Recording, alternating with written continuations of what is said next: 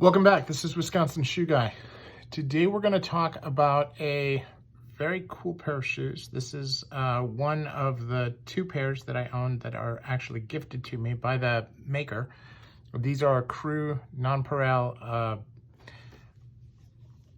Roomors, and they're a bicolor suede. We did a custom job on these, so I chose the colors, I chose the suede. Chose these very, very cool soles. I chose the lining, and I chose the last. So a lot of really, really nice things here. And it's a good quality shoe for under, $300. I think with the advanced sole and everything, it was around $350. So including the toe taps, which of course are about $50 like they are everywhere. As I look at the shoe, I want to be as critical as I am with all the other shoes. So we're going to start with the material. This is not high quality suede. It is nice suede. It is rugged suede.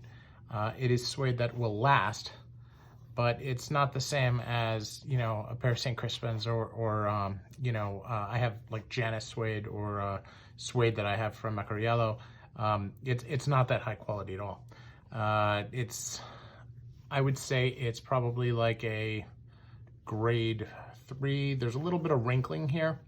And I've got to be totally open and honest. I have wrinkling on Crockett & Jones, so that's not necessarily bad workmanship. Or if it is bad workmanship, it's certainly not unique to these shoes. And I think comparing them to Crockett & Jones, which is at a price point double what they are, says a lot about the shoes, right? Now, check out some of the things that we have, right? This takes a thick sole up front and narrows that sole at the waist. That is something you usually see on much higher price points. This has a very, very deep fiddleback. It's not narrow, okay, but it is a really good fiddleback and has really good support. I think that aside from the suede itself, right, which, I asked a lot of questions about whether or not I could upgrade the suede, and I couldn't. But aside from that suede, the only thing on the shoe that I would say is not high quality is the lining. And the lining, in my opinion, is just a little bit on the thick side. It is soft, but it doesn't really feel like, the super soft veg tanned leather that you get on, a pair of Alfred Sargents, Cleverleys, Crockett & Jones, etc.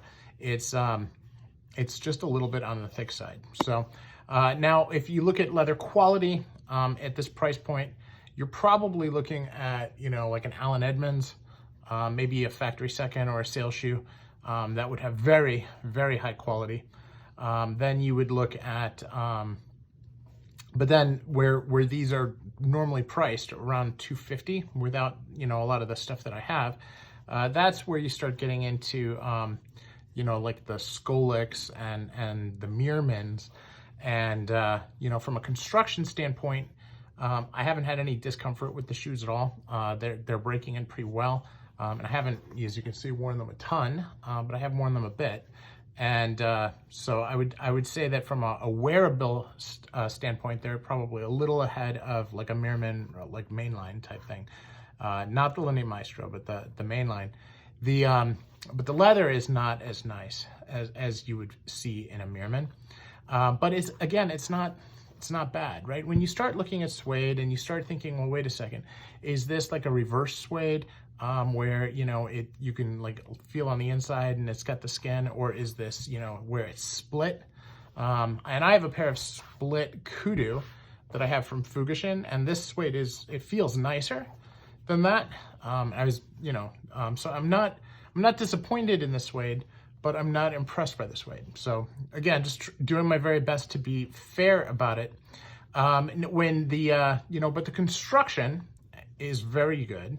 the suede lining they have in the back here, the insoles, the sock liner, the Goodyear welted construction. Now, if we look at the stitch density, by the way, this is a really nice stitch on the apron and a reverse stitch here on the toe. I think that's really, really nice. When we look at the stitch density on the sole,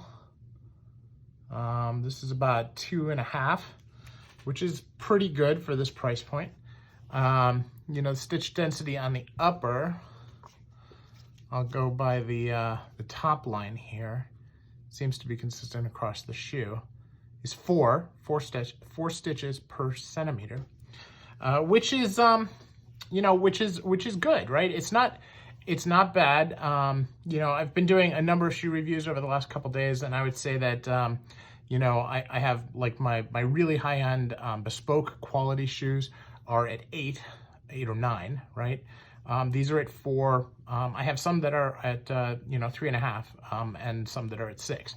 So again, for a tier 4 from a price standpoint shoe brand, the quality is good. The design of the shoe is good. I really like the way they did this, right? If you look at the heel cap is over what is like a side stitched back. So it's one piece of leather here, one piece of leather that wraps around to here. That is the same type of style as my St. Crispin's. Now the heel cap covers it, but the heel cap is optional. That's something that I chose to have. So that in my mind is cool, and something that they did well. You know, the two-tone was my idea. I wanted it to be something that was a little spectator-ish, and I think it did. I think they, you know, they did a really nice job with that. You know, if they were choosing the colors, or if I was choosing the colors again, I would probably go for something a little more muted than this dark brown. This dark brown, in my mind, is too dark. I would have preferred something a little bit closer, but just enough darker to be a contrast. But again, that's hard to know, and I chose it, so you know, I can't really I can't blame the shoemaker for that. And the gentleman who owns the brand, who worked on the custom work with me, is awesome. He spent a lot of time with me, talked about the shoe brand, talked about what he's trying to do. His name is Kenwin Small. He's extremely passionate about shoes. We also did this feetszr app on my phone, which I used to take pictures of 360-degree pictures of my feet, and then it suggested the size, and the size was perfect. Now, the other thing about this brand, about Cru NonPareil, is that they have all widths, all sizes. So, you know, even if you have very large feet, now I think they stop at, you know, 16 US. So, you know, a couple of guys I went to college with may not have been able to use them, but for the most part, most guys will. And it's just a very good, high quality, and I say that high quality for the price point shoe, and it's got a lot of really nice features, and really for the price, it's a phenomenal deal. So that is my thoughts on Cru NonPareil and the Roomor split toe derby. Let me know what your thoughts are. Thanks.